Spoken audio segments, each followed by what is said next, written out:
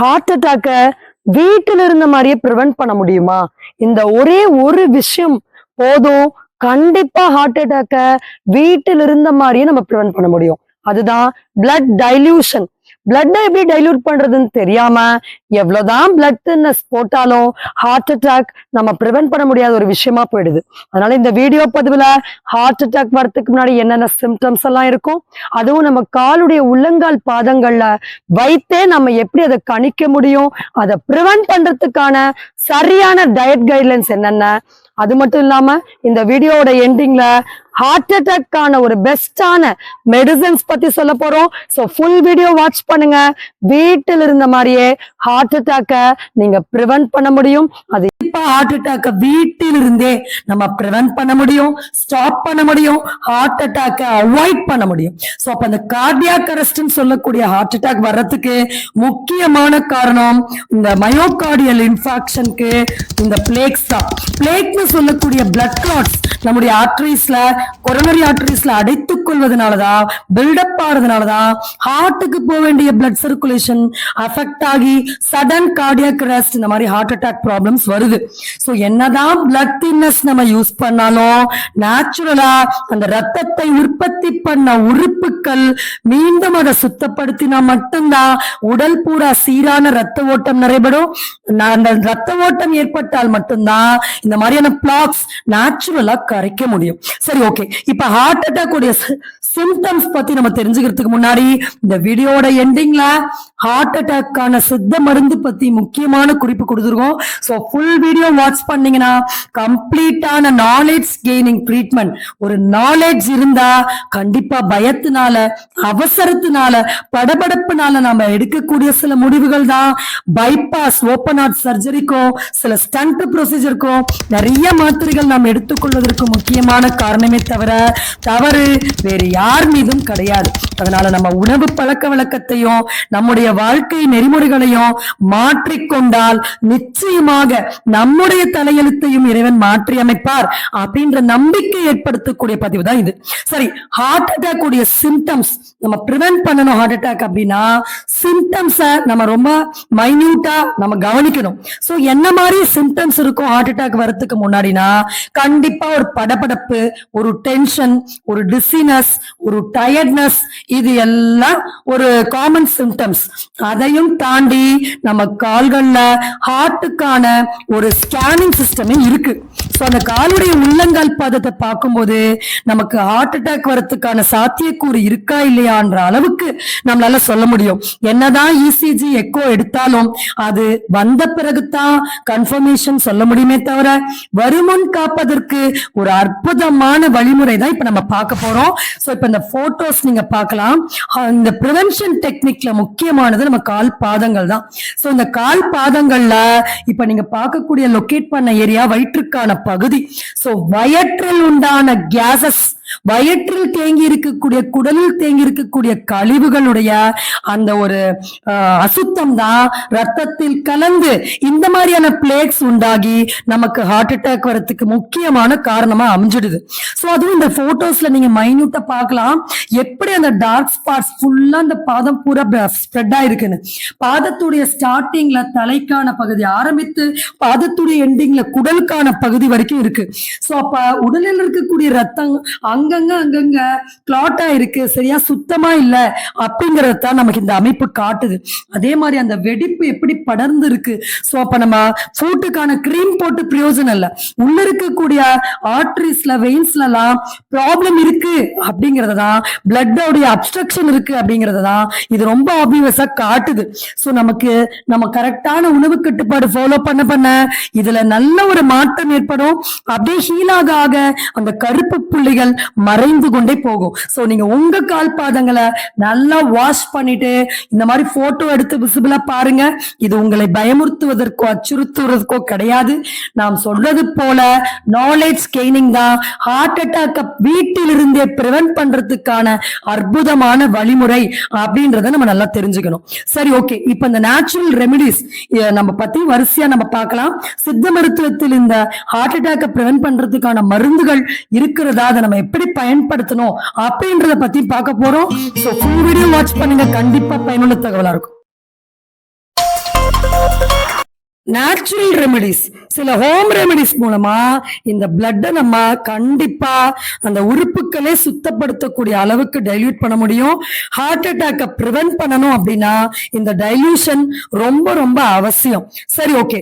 இப்ப நம்ம இந்த பிளட் டைல்யூஷன் நடக்கணும் அப்படின்னா அதற்கு முக்கியமான விஷயம் அந்த உறுப்புகளுக்கு கொஞ்சம் ரெஸ்ட் கிடைக்கணும். இல்ல நாம என்ன பண்றோம், நல்லா சாப்பிட்டாதான் சத்துன்னு வயிறு ரொம்ப சாப்பிட்டுறோம்.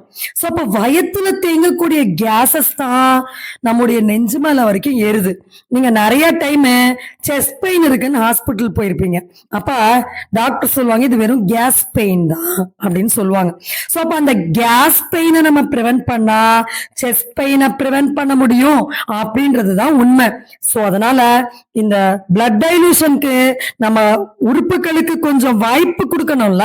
அதற்கு முதன்மையான விஷயம் 3 வேளை சாப்பாட்டை 2 வேளை சாப்பாடை கொஞ்சம் குறைச்சிக்கணும். 3 வேளையும் ஹெவியான சாலிட் ஃபுட்ஸ் எடுக்கும்போது அது உறுப்புகளுக்கு எப்படி ஒரு மெஷின் டபுள் ஷிஃப்ட் பாக்குற மாதிரி ஆயிடும், ஹீட் ஆயிடுது. சோ அதனால காலையில நம்ம ஒவ்வொரு வீடியோ பதிவுல சொல்ற மாதிரி மாப்பிள்ளை சம்பா அரிசி வாங்கி அதை நல்லா வேக விட்டு ஆற விட்டு தண்ணீர் ஊற்றி வைங்க. அடுத்த நாள் அதை கூலா கரைச்சு குடிக்கணும். சோ இந்த கூல் ப்ரோபியோட்டிக்ஸ் உள்ள போக போக ரத்த சுத்தி என்பது ரொம்ப துரிதப்படுத்தப்படும். இதுதான் நமக்கு ஹார்ட் பிளட் சர்க்குலேஷனுக்கான முக்கியமான ஒரு வேலை.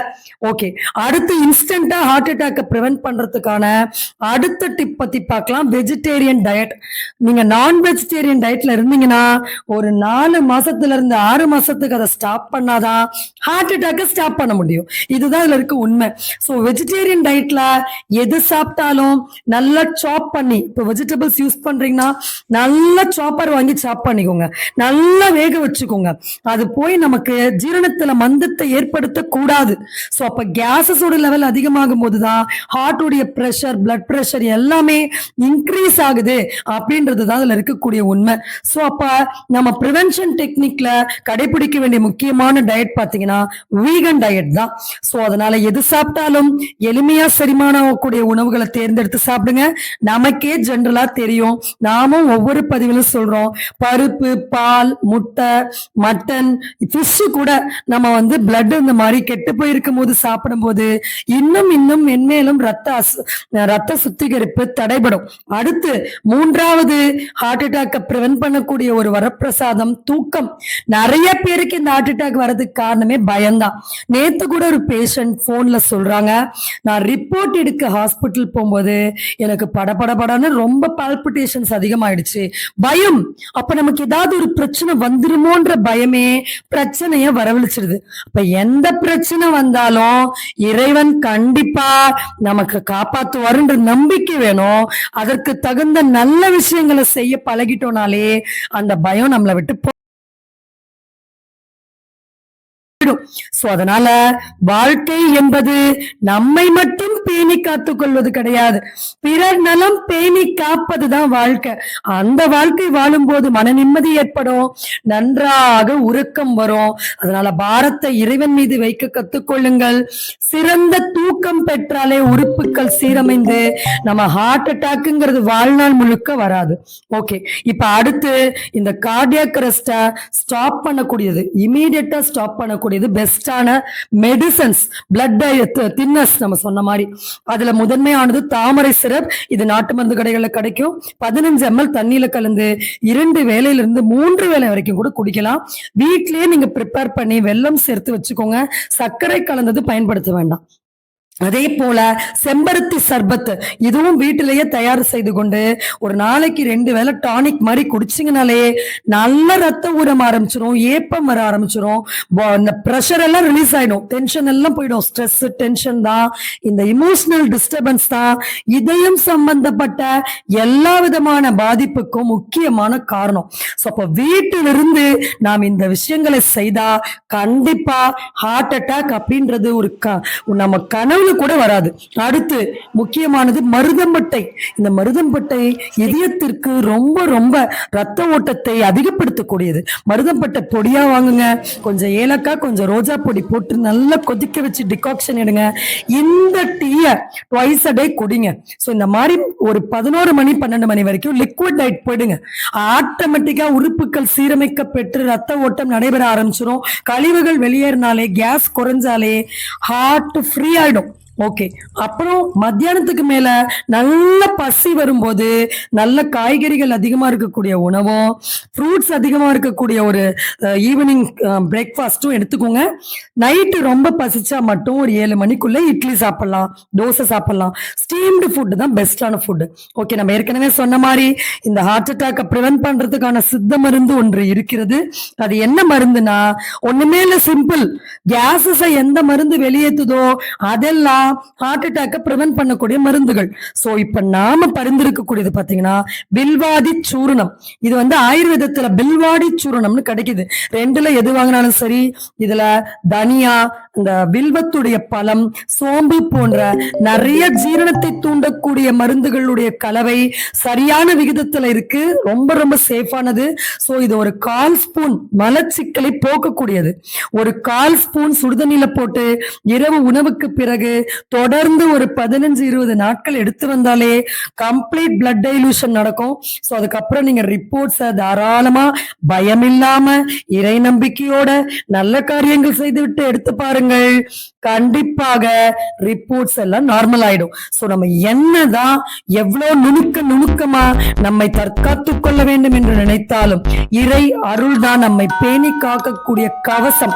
அதனால மனதில் நல்ல எண்ணங்களும் சிந்தனைகளும் இறை நம்பிக்கையும் கொண்டவருக்கு இதயம் பலப்படும். நம்ம நேர காலங்களில் இருக்கக்கூடிய கோளாறுகள், தோஷங்கள், இவைதான் நாம் நோயில் வீழ்ந்து அவதியுறுவதற்கான முக்கிய காரணம். சோ அதனால ஹார்ட் அட்டாக்கை ப்ரிவென்ட் பண்ண என்னதான் இந்த டிப்ஸ் எல்லாம் நம்ம ஃபாலோ பண்ணாலும் கண்டிப்பா நம்ம சொன்ன சில மற்ற விஷயங்களையும் நீங்க கவனித்து பாருங்கள். அதனால நம்ம இப்ப போதுமான தகவல் கொடுத்திருக்கோம் நம்புறோம். இன்னும் ஏதாவது உங்களுக்கு சந்தேகங்கள் இருந்தா மறக்காம கமெண்ட் செக்ஷன்ல பதிவு. நம்ம ஸ்ரீயா ஹெல்த் கேர்ல நம்ம ஆன்லைன் டயட் கன்சல்டிங் ப்ரொவைட் பண்றோம். நாங்க மருந்துகளை விற்கும் வேலையை மட்டும் பார்க்காம நம்ம ஸ்ரீயா ஹெல்த் கேர்ல உங்க நோய்க்கு தகுந்த மாதிரி உணவு கட்டுப்பாடையே எப்படி மருந்தாக மாற்றி அமைக்க முடியும் அப்படின்ற முற்றிலுமான தகவல் தான் ப்ரொவைட் பண்றோம். அதற்கு உங்கள் பற்றிய தகவல் ரிப்போர்ட்ஸ் நம்ம வாட்ஸ்அப் நம்பரான 9677400956 இந்த எண்ணுக்கு தொடர்பு கொண்டா உங்களுக்கான முற்றிலுமான தகவல் கிடைக்கும். வருமுன் காப்போம், நோயை எதிர்த்து போராடி வெல்வோம். இதுதான் நம்முடைய கொள்கை. இந்த வாய்ப்பை கொடுத்த, வாழ்வை கொடுத்த இறைவனுக்கு நன்றி தெரிவித்துக் கொண்டு விடைபெறுகிறேன். நன்றி, வணக்கம்.